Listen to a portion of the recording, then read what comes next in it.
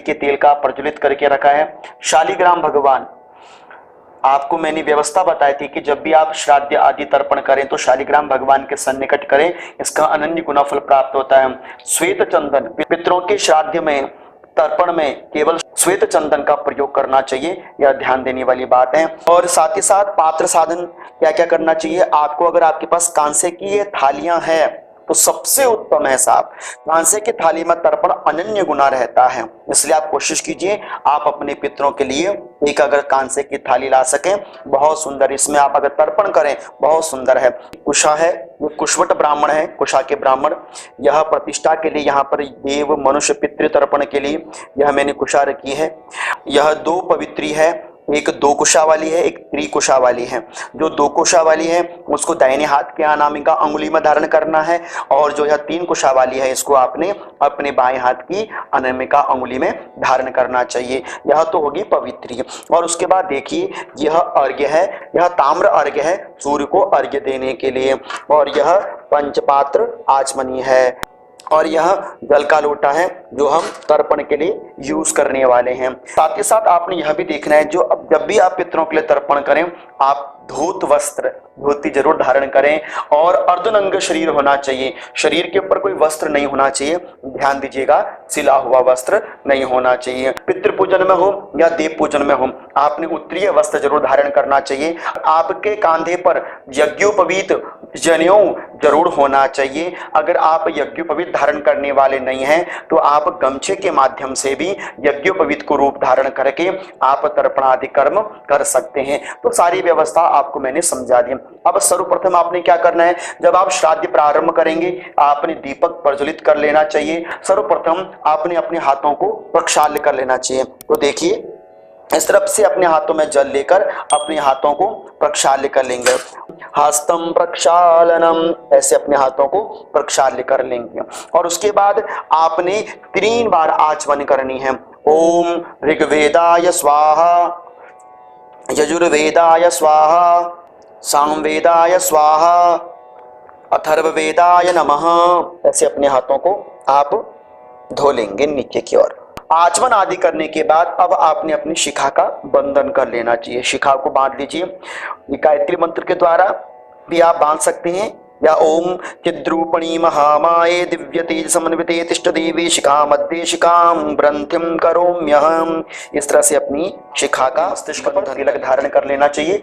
ऐसे खड़ा तिलक लगाना चाहिए, सफेद चंदन का खड़ा तिलक लगाना चाहिए, और अपने दोनों कानों पर लगाइए, अपने थोड़ा कंठ पर लगाइए, हृदय पे लगाइए, नाभि के पास लगाइए, और थोड़ा सा अपने बाहुमूलों के पास लगा दीजिए, मणिबद्ध के पास आपने इस तरह से, देखिए आप देख रहे हैं ना, आप इस तरह से चंदन लगा लेंगे।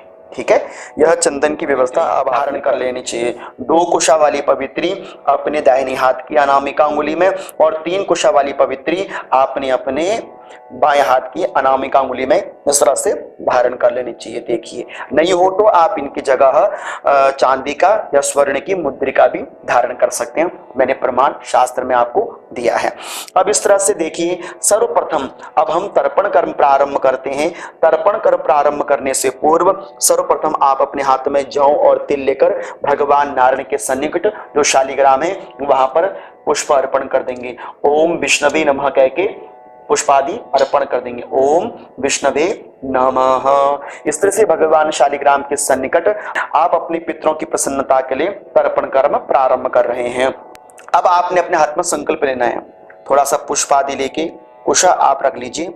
जौ तिल का प्रयोग आपने अवश्य करना है, और थोड़ा सा आप इसमें किंचित मात्र जल डाल दीजिए। संकल्प लीजिए, संक्षिप्त विधि से कहिएगा ओम विष्णु विष्णु विष्णु 3 बार कहिए। अद्यः मम गोत्र, अपने गोत्र का नाम लीजिए। मम गोत्रोत्पन्नः अमुक श्रवणस्य, अपना नाम लीजिए, और उसके बाद फिर कहिएगा अद्यः श्रुति स्मृति प्राणोक्त फल प्राप्त्यर्थम देवर्षि मनुष्यम पितॄणाम स्वपितॄणाम तर्पणाख्याः देवर्षि मनुष्य पितृ तर्पणम करिष्ये। इस तरह से कहते हुए अपने संकल्प को आप यहाँ पर जो यह मूल है यहाँ पर आप छोड़ देंगे। संकल्प करने के तदुपरांत अपने हाथ में थोड़ा अक्षत, पुष्प, यव और तिल लेकर, जौ और तिल लेकर प्रार्थना कीजिए कि इस स्थान पर हमारे देव ऋषि पितृ सब आकर विराजमान हो, ऐसा मन में विचार कीजिए। अगर मंत्र कह सकते तो कहिए ब्रह्मादयः सुराः सर्वे ऋषयः सनकादयः आगच्छन्तु महाभागा ब्रह्मांडो दरवर्तिनः। इस तरह से यहाँ पर आप पुष्प को ध्यान को अर्पित करके इस तरह से हाथ लगा देंगे। तो अब सर्वप्रथम तर्पण का प्रारंभ देव तर्पण से किया जाता है। देव तर्पण सदैव पूर्वाभिमुख होकर किया जाता है। मैं यहाँ पर आपको वीडियो में घूमकर नहीं बता सकता, लेकिन आपने प्रथम तर्पण देवताओं के लिए करना है तो आपने सर्वप्रथम पूर्व की ओर मुख, जहां से सूर्य भगवान उदित होते हैं वहां की ओर मुख कर लेना है और अपना जो दाहिना घुटना है उसको पृथ्वी पर लगा लेना है। आपका जो ये है ना उत्प्रिय वस्त्र, आपने इसको अपने बाएं कंधे पर रख लेना है। तो अब आपने तर्पण करने के लिए यह पात्र है, पात्र में आप इसमें थोड़े से गेहूं डाल दीजिए, तिल डाल दीजिए, पत्र डाल दीजिए, पुष्प डाल दीजिए, आंवला पत्र भी डाल दीजिए और थोड़ा सा इसमें दुग्ध डाल देंगे। आपने दुग्ध की व्यवस्था कर दी है। अब आपने पूर्वाभिमुख होकर देखिए अपना जो दाहिना घुटना है उस दाहिने घुटने को आपने मोड़ देना चाहिए, इस तरह से मोड़ देना चाहिए, देखिए। और अब आपने इस तरह से करते हुए, यह देव तीर्थ है, देखिए यह देव तीर्थ है, अपने देव तीर्थ के द्वारा देखिए यहाँ जल प्रदान करना है। देखिए अब एक एक चम्मच आपने जल डालते रहना। मंत्र बोलेंगे, अगर आप मंत्र बोल सकते हैं, मंत्र मैं आपको डिस्क्रिप्शन में दे दूंगा, आप वहां से जाकर भी पढ़ सकते हैं। ओम ब्रह्मा तृप्यताम, विष्णुस्तृप्यताम, रुद्रस्तृप्यताम, देवास्तृप्यन्ताम, छंदांसि तृपन्त्याम, वेदास्त्रपन्त्याम, ओम देवानुस्त्रपन्त्याम। यह मंत्र पढ़ते हुए आपने देवताओं के निमित्त इस तरह से तर्पण जलदान करना चाहिए। अब आपने ऋषियों के निमित्त तर्पण करना है। ऋषियों के लिए आपने जो तर्पण करना है वह उत्तर की दिशा की ओर करना चाहिए। अपना कोई भी घुटना जमीन पर धारण नहीं करना है। आपने इस तरह से पालती मारकर, चौकड़ी मारकर पद्मासन सुखासन पर बैठ जाएंगे आसन पर अपने, और उत्तर की ओर मुख कर लीजिए। और आपने अपनी जो ये यज्ञोपवीत है इसको माला की तरह, कंठावरोहणम कहते हैं, माला की तरह धारण कर लाना चाहिए। और अगर आपके पास यज्ञोपवीत नहीं है तो आप अपने अंगूछे के द्वारा ही, उत्तरी वस्त्र के द्वारा ही आप अपने इसको यज्ञोपवीत की तरह, माला की तरह धारण कर लेंगे उत्तरीय वस्त्र को। देख रहे हैं आप। अब आपने अपनी इस कुशा को इस तरह से पकड़ लेना है, देखिए यह है ना, इस तरह से पकड़ लेना है। और यह ऋषि तीर्थ है, यहाँ से आपने एक चम्मच से 2-2 अंजलि जल प्रदान करना चाहिए। आइए कीजिए, एक चम्मच से 2-2 बार जलांजलि दीजिए। ओम सनकस्तृप्यताम, सनकस्तृप्यताम, ओम सनंदस्त्रपन्त्याम, सनंदनस्त्रपन्त्याम, ओम सनातनस्त्रप्यताम, सनातनस्त्रप्यताम, ओम कपिलस्त्रप्यताम, कपिलस्त्रप्यताम, ओम आसुरिस्त्रप्यताम, आसुरिस्त्रप्यताम, ओम बोडुस्त्रप्यताम, बोडुस्त्रप्यताम, ओम पंचसिकस्त्रप्यताम, पंचसिकस्त्रप्यताम। ऋषियों के लिए तर्पण उत्तराभिमुख करने के बाद अब आपने अपनी दिशा को दक्षिण दिशा की, मेरी यह दक्षिण दिशा यहाँ को है, दक्षिण दिशा की ओर अपने मुख को कर लेना चाहिए। आपका जो यह बायां घुटना है, इस बाएं घुटने को आपने धरती पर लगाना है। और जो आपका यह उत्तरीय वस्त्र है, अब आपने इसको अपने दाहिने कंधे पर रख लेना। देखिए जनेऊ को आपने अपसव्यन कर लेना, यह है, इसे बोलते हैं अपसव्यन।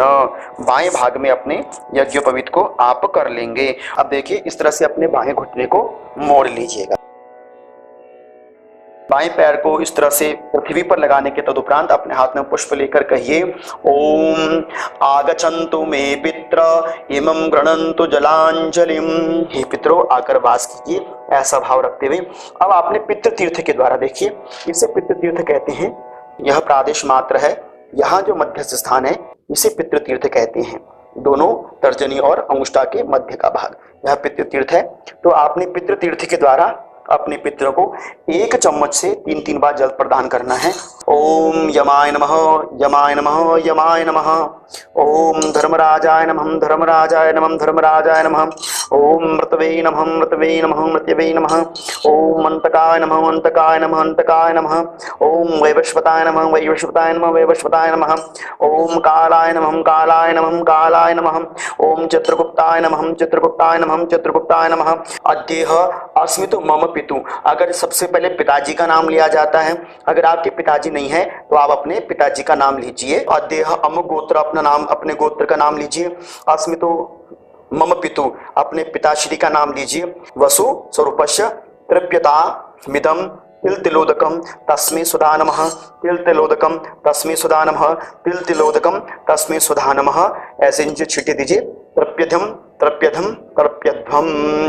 यहाँ पे फिर अपने हाथों में जौ तिल लेकर अपने पिता के बाद दादाजी के लिए कहिएगा।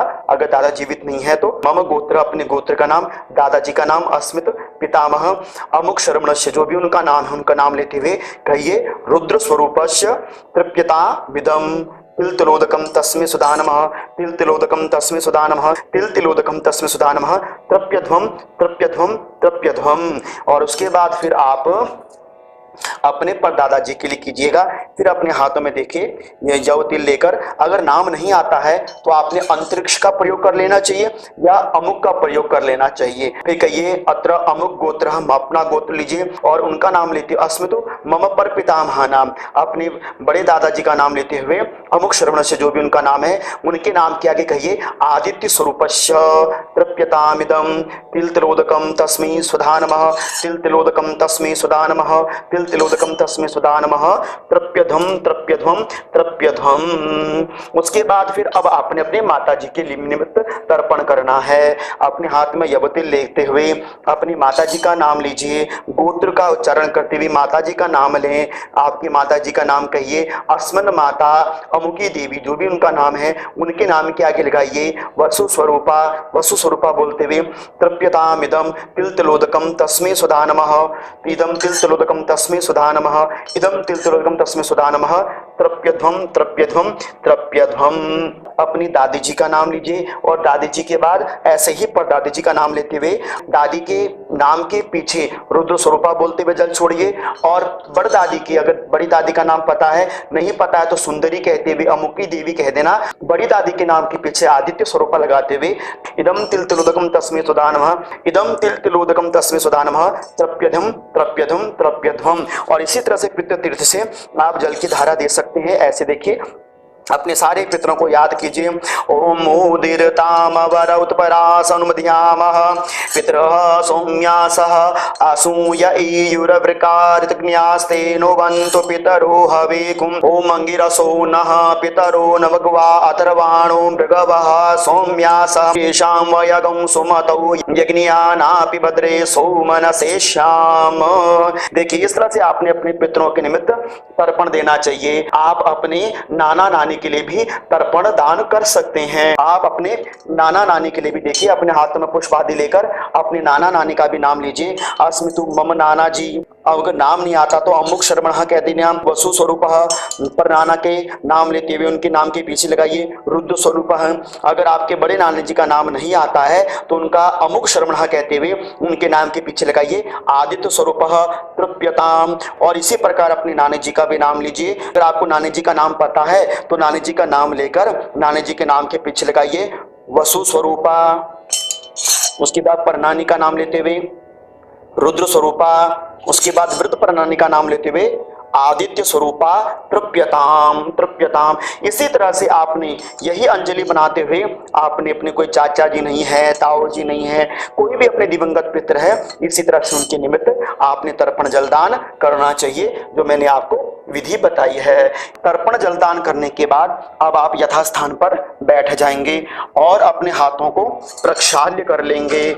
समस्त पितरों को तर्पण करने के बाद अब अपने इस अंगूठे को 4 बार इस तरह से फोल्ड कर लीजिए और इसमें अब आपने जल करके ऐसे देखिए जल के द्वारा वस्त्र निष्पीड्यनम। देखिए यह जल निष्पीड्य आपने जल को निचोड़ना है। ये कीत्यात्मकुले जाता अपुत्रा गोत्रिणो मृताः ते गृह्णन्तु मया दत्तम वस्त्र निष्पीड्यनोदकम। इस तरह से अपने वस्त्रों को निचोड़ लेना चाहिए। देखिए अंगूठा आपने निचोड़ लिया है अपने ऊपर पवित्र जल का छींटा देकर अब आपने अपने इस यज्ञोपवीत को भी संवेदन कर लेना चाहिए। अब आप अपने इनको दाहिने हाथ में डालेंगे इस तरह से, और अपने अंगोछे को भी आप अपने इस तरह से बाएं कंधे पर रख लेंगे। देखिए, अब देख रहे हैं ना आप, अब मेरी यज्ञोपवीत इस तरह से हो चुकी है। और उसके उपरांत अब आपने सूर्य भगवान को अर्घ्य देना है। इसमें आप शुद्ध जल भर लेंगे और शुद्ध जल भरने के बाद इसमें थोड़ा यव तिल डाल लेंगे और पुष्प लेकर अपने स्थान पर खड़े होकर सूर्य भगवान को, मैं यहाँ पर खड़ा होकर नहीं दिखा सकता, आपने स्वतः अपने स्थान पर खड़े होकर सूर्य भगवान को 3 बार अर्घ्य की जलधारा प्रदान करनी चाहिए। ओम सूर्याय नमः, ओम भास्कराय नमः, ओम दिवाकराय नमः। सूर्य भगवान को अर्घ्य प्रदान करने के बाद अब आपने अपने दोनों हाथों को प्रस्थान खड़ा करते हुए सूर्य भगवान को प्रणाम कर देना चाहिए। ओम सूर्याय नमः कह दीजिए, ओम दिवाकराय नमः, भानवे नमः। इस तरह से अपने हाथों खड़े करके सारी दिशाओं को प्रणाम कीजिए, पूर्व से लेकर पूर्व, पश्चिम, उत्तर, दक्षिण, वायव्य कोण, ईशान कोण, नैऋत्य कोण, आग्नेय कोण, समस्त दिशाओं को ऊर्ध्वे नमः, अधसे नमः, पृथ्वी को इस तरह से आपने प्रणाम कर लेना चाहिए।